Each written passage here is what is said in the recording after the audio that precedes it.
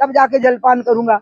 और औरंगजेब की हड्डियां चिटियां खा गई, और तिलक चोटी और जनेऊ आज भी करोड़ों कंठों पर है। राहुल गांधी भी तो जनेऊ दिखाते हुए चलते हैं। दिखाना पड़ा ना। अभी गऊ की बात आगे बढ़ाओ, राहुल गांधी गाय के गोबर का टीका लगा के ना आ जाए, देखना। हाँ, और हाथ में गौमूत्र की शीशी जेब में होगी, और वो बार बार सूंघेगे कि मैं इत्र की जगह पर भी ये सूंघने लगा हूँ। आप तो थोड़ा गाय का मामला आगे बढ़ा दो। हाँ, नहीं, विषय नहीं बदलेगा।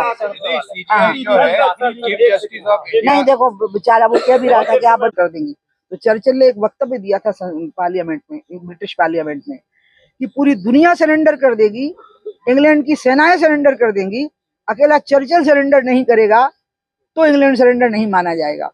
इस देश में एक भी माथे पर तिलक चोटी और जनेऊ होगा तो हिंदू धर्म खत्म नहीं होगा।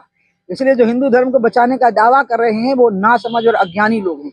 हिंदू धर्म को बचाने का काम जो किया है वो उन लोगों ने नहीं किया है जिनने भंडारे किए हैं, या और आप शादी देखो, ब्याह देखो, वो मंत्र जो 1,00,000 साल पहले पढ़े जाते थे वो अभी भी ओरछा में पढ़े जाएंगे।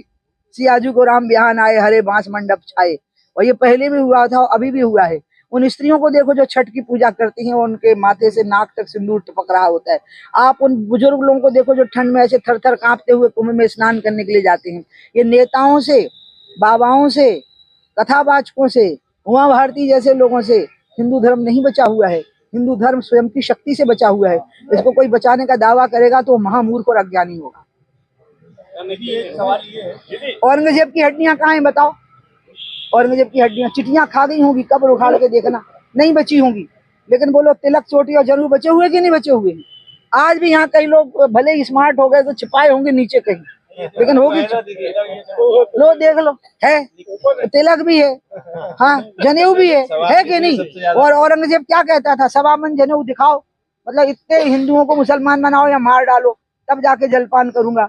और औरंगजेब की हड्डियां चिटियां खा गई। और सच में ये बहुत भयावना अंतर है कि बहुत सीमित लोगों के पास में बहुत बड़ी धनराशि पहुंच गई है, और असीमित संख्या में लोग ऐसे हैं जो रोजगार के लिए संघर्ष कर रहे हैं। इस मामले को आगे बढ़ाने के लिए मेरी अपनी नजर में मोदी जी से बेहतर कोई प्रधानमंत्री नहीं हो सकता। उनने पिछड़े जिलों की सूची अलग बनाई थी। उस पिछड़े जिलों में आर्थिक रूप से पिछड़े लोगों की सूची अलग बनाई थी। उसमें जातिगत आधारों को बिल्कुल और ना सांप्रदायिक आधारों को ध्यान में रखा गया था, उनकी आर्थिक स्थितियों को ध्यान में रखा गया था, और वो किसी तरह से अपने पांव पर खड़े हो सकें इसको ध्यान में रखा गया था। इसलिए मैं चाहूंगी कि बाबा बागेश्वर